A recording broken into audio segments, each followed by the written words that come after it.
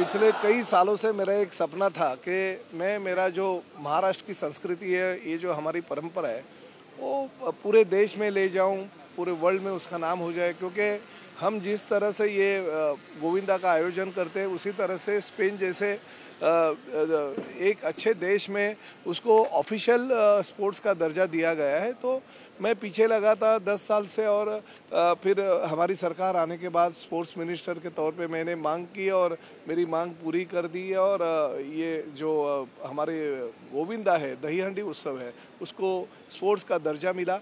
और साथ ही में फिर मेरा एक सपना था कि ये जो हम लोग गोविंदा का जो कार्यक्रम रखते हैं, वो दही हांडी का एक ही दिन होता है साल में, गोकुलाष्टमी के दिन पे। क्यों ना वो 365 दिन स्पोर्ट्स की तरह उसको, जैसे कबड्डी होता है, हुतुतु होता है, या अलग अलग जो स्पोर्ट्स होते हैं, वो स्पोर्ट्स में जैसे हम लोग हमारे सभी जो महाराष्ट्र के गेम है वो ले जाते हैं, वैसे उसी तरह से ये गोविंदा ले जाना चाहिए। और मुझे बहुत खुशी है कि पूर्वेश सरनाइक युवा सेना के जो कार्याध्यक्ष है और हमारे दही हांडी समन्वय समिति के सभी लोगों ने मेरा जो सपना है वो पिछले 2 साल से साकार किया। और ये हर साल हम ये प्रो गोविंदा का आयोजन करते हैं, और इसके माध्यम से टीम, जैसे आईपीएल में टीम अलग अलग जो भी स्पॉन्सरर होते हैं उनको दी जाती है, उसी तरह से ये देश के विभिन्न राज्यों का नाम लेते हुए, शहरों का नाम लेते हुए ये हम टीम लोगों तक पहुंचा देंगे। और उसमें जो खेलने वाले खिलाड़ू है उनको शायद किसी को स्पोर्ट्स के कैटेगरी में अगर हम ये लेके आते हैं तो कानूनन उनको हमारी शासकीय नौकरी मिल सकती है, जो बाकी के फायदे वो भी उनको मिल सकते हैं। तो इसलिए ये जो मेरा सपना है वो सपना साकार पूर्वेश के माध्यम से हो गया, दही हांडी समन्वय समिति के माध्यम से हो गया। मैं उन दोनों का धन्यवाद देता हूँ। राज्य के मुख्यमंत्री के दौरान एकनाथ शिंदे साहब ने ये स्पोर्ट्स को आगे लेके जाने का बहुत ही कामयाब कोशिश की, और वो कोशिश की वजह से आज हम यहाँ पे खड़े हैं, ऐसा मैं इस कार्यक्रम के माध्यम से कहना चाहूँगा। कहीं ना कहीं आके बॉलीवुड सेलेब्स को भी यहाँ ढूंढ रही है आपका? नहीं, देखिए, बॉलीवुड सेलेब्स तो पीछे ही पड़े हैं। कुछ बॉलीवुड सेलेब्स ने पूर्वेश सरनाइक से कांटेक्ट करके कहा है कि हमें भी एक आध अगर टीम मिलती है तो हमें दे दो, आ जाएंगे। देखिए, हम तो यही कहते हैं, भले बॉलीवुड में सेलिब्रिटी जो है वो फिल्मों में दिखते हैं, मगर एक्चुअल काम करने वाले ये जो गोविंदा है वही हमारे सेलिब्रिटी है। हम उनको सेलिब्रिटी के तौर पे देखते हैं, तो हम उनको आगे लेके जाना चाहते हैं। बॉलीवुड सेलिब्स को तो बहुत सारे डायरेक्टर, प्रोड्यूसर आगे लेके जाते हैं। प्रताप सरनाइक और हमारा जो फाउंडेशन है वो हम इन लोगों को आगे लेके जाने की कोशिश कर रहे हैं। सर, सीजन 3 है, किस प्रकार से इस बार अपडेशन रहेंगे, क्या क्या नए चेंजेस रहेंगे? नहीं, चेंजेस तो अभी पूर्वेश सरनाइक ने बहुत सारे कर दिए हैं, और मैं तो सीधा कहता, मैं तो आपके सामने सिर्फ बाइट देने के लिए हूँ। मेहनत तो एक साल चला जाता है तो तुरंत हमारे समन्वय समिति और पूर्वेश उसके पीछे काम पे लग जाता है, और अलग अलग जो तरीके हैं जिसकी तरह से लाइव चैनल के माध्यम से दुनिया तक हम ये स्पोर्ट्स लेके जाए, इसके लिए कोशिश करते हैं। खुद जाके स्पेन जैसे देशों में वो दौरा करके आते हैं, उनकी जो टैक्टिक है वहाँ की जो है वो हम इंडिया में लेके आने की कोशिश करते हैं, उनके जो रूल्स है वो फॉलो करने की कोशिश करते हैं। बहुत सारे काम हम कर रहे हैं, धीरे धीरे आपको सब ये चीज़ों का पता चलेगा। सर, कबड्डी जो है वो विश्व लेवल पे ले जाने की बात हो रही है, क्या गोविंदा पदक को भी 100% हम तो यही चाहते हैं कि हमारा जो जो स्पोर्ट्स है वो दुनिया तक ले जाए, हम वही कोशिश हमारी करते हैं। और कबड्डी तो दुनिया तक जा रही है, उसके साथ साथ हमारे ये गोविंदा जो प्रो गोविंदा है उससे आकर्षित होके करीबन 100 स्पेन के गोविंदा यहाँ इस वक्त 7, 8, 9 तारीख जो हमारी है उस दौरान यहाँ पे आ रहे। कुछ हमारे गोकुलाष्टमी के दिन भी उसमें से कुछ लोग रह रहे हैं। इंटरनेशनल लेवल के हमारे कुछ ऐसे स्टार रहेंगे, बॉलीवुड नहीं बल्कि हॉलीवुड के लोग भी हमारे स्टार बनने जा रहे हैं। तो ये बहुत मजा आएगा, देखिए आगे आगे होता है क्या। आता मराठीमध्ये सांगा। अरे बाबा, मराठीतच सगळं विचार हल्ली।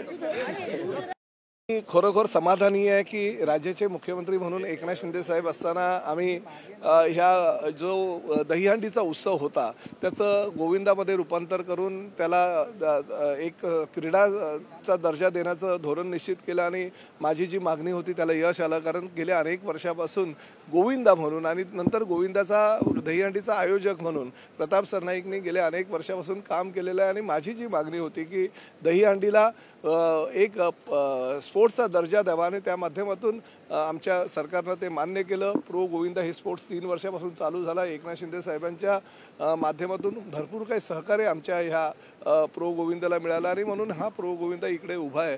मला अभिमान ह्या गोष्टीचा वाटतो की युवा सेनेचा कार्याध्यक्ष पूर्वेश सरनाईक आणि त्याचबरोबर आमच्या दहीहंडी समन्वय समितीची लोक 365 दिवस हा खेळ कसा मोठा होईल, जागतिक स्तरावर कसा जाईल यासाठी मेहनत करत असतात आणि त्यांच्या माध्यमातून आम्हाला हे दिवस आज दिसले. गेल्या 2 वर्षामध्ये हळूहळू आम्ही पावलं टाकत होतो, परंतु आता मात्र अतिशय जोमानं ही मंडळी सगळी पावलं टाकायला लागली आणि निश्चितपणे ह्या वर्षी प्रो गोविंदा जागतिक स्तरावर घेऊन जाईल. किंबहुना जागतिक स्तरावरचे जे काही बॉलिवूड किंवा हॉलिवूडचे कलाकार आहेत ते सुद्धा ह्या प्रो गोविंदामध्ये सामील होतील, दहीहंडीच्या उत्सवामध्ये सामील होतील.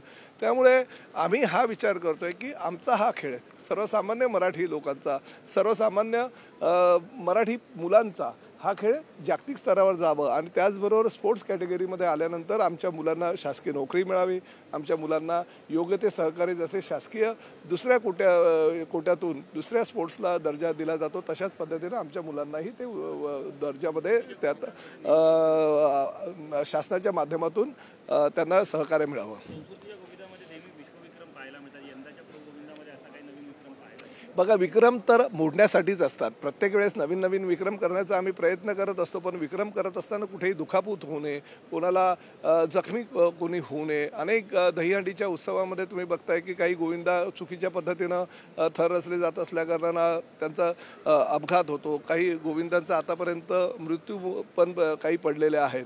तर हे योग्य नाही. त्यामुळे ज्या पद्धतीनं प्रो गोविंदाचा स्पोर्ट्स पूर्वेश सरनाईकांच्या आणि आमच्या दहीहंडी समन्वय समितीच्या माध्यमातून केला जातो तशाच पद्धतीचा जर सगळ्या आयोजकांनी स्पोर्ट्स म्हणून त्याचा वापर केला तर निश्चितपणे हे जे प्रकार आहे अपघाताचे ते कमी होतील, कोणी मृत्युमुखी पडणार नाही आणि एक दिवसाचा खेळाचं रूपांतर आपण 365 दिवसामध्ये खेळाल्यामुळे त्या खेळाला एक चांगलं चैतन्य मिळेल, त्या खेळाला एक चांगला दर्जा मिळेल.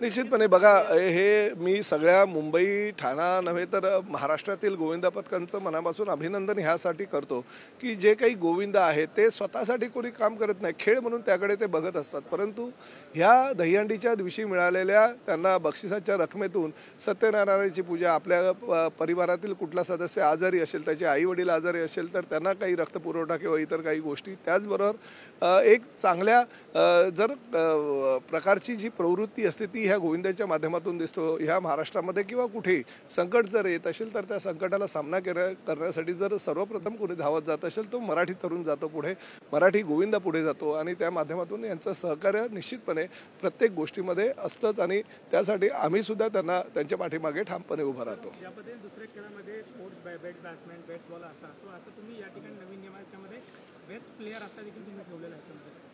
एखादा चांगला जो चढतो तो बघा, मी तुम्हाला मगाशी सांगितलं की एक प्रो गोविंदाची स्पर्धा संपल्यानंतर दुसऱ्या प्रो गोविंदाच्या मागे जर कोणी लागत असेल तर ते पूर्वेश सरनाईक आणि आमची ही दहीहंडी समन्वय समिती. त्यामुळे ह्या खेळामध्ये अजून ह्या वर्षी काय काय नाविन्यपूर्ण केलेलं आहे ते तुम्ही त्यांनाच विचारलं तर बरं होईल. सर, मराठवाडा हा जो आहे तो मागासलेला आहे, आर्थिक शैक्षणिक, मात्र आता जरांगे पुन्हा अत्यंत असणार आहे, मैदानात उतरणार आहे.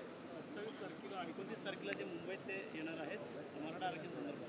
नाही, निश्चितपणे मराठा समाजासाठी जेवढं काही योगदान देता येईल तेवढं योगदान जरांगे पाटलांनी दिलेलं आहे. त्यांच्यासोबत ह्या महाराष्ट्रातील तमाम मराठा तरुण एकवटलेले आहेत, ही वस्तुस्थिती आहे.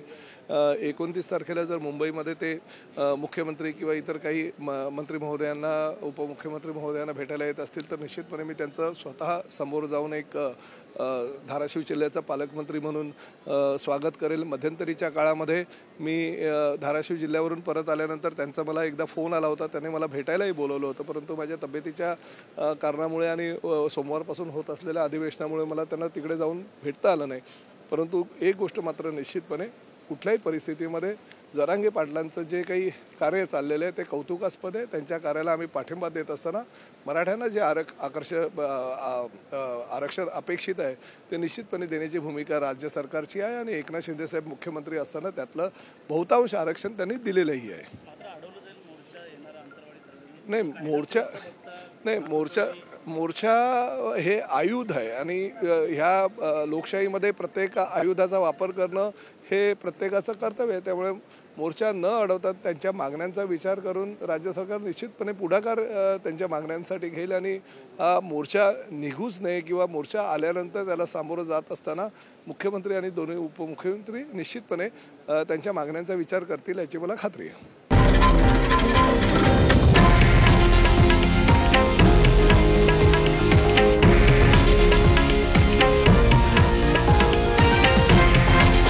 हे आहे देशातील नंबर 1 न्यूज नेटवर्क आणि आपण पाहत आहात TV9 मराठी, एकमेव.